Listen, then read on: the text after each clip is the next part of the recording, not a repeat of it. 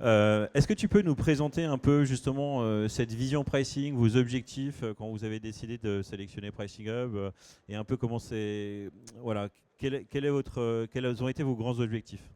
Donc, il y avait plusieurs enjeux. Le premier, c'est que chez Leroy Merlin France, on était équipé d'une solution qu'on avait envie de changer parce qu'on avait envie de passer à l'étape d'après.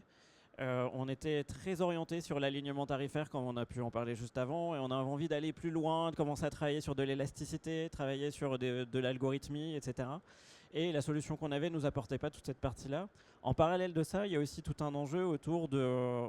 c'est aussi le but d'ADO. Hein, le but d'ADO pour les enseignes comme Leroy Merlin ou Eldom ou Bricoman, par exemple, sur le bricolage, c'est d'essayer de mutualiser nos moyens. Donc on avait aussi un enjeu de mutualisation, d'essayer de converger vers une seule et même solution et de converger aussi sur les pratiques de pricing pour que chacune des différentes business units, donc les différentes marques et les différents pays, puissent avoir des pratiques qui aillent se challenger et qu'on croisse, qu'on ait tous une croissance qui soit intéressante. Et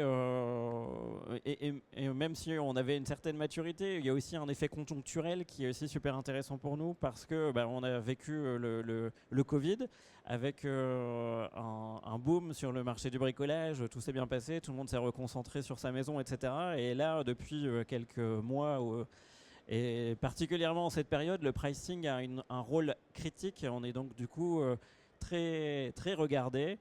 C'est un des leviers de rentabilité qui est presque direct pour l'entreprise. Donc pour nous, c'est aussi un enjeu majeur de rentabilité et de continuer à accélérer sur ces sujets.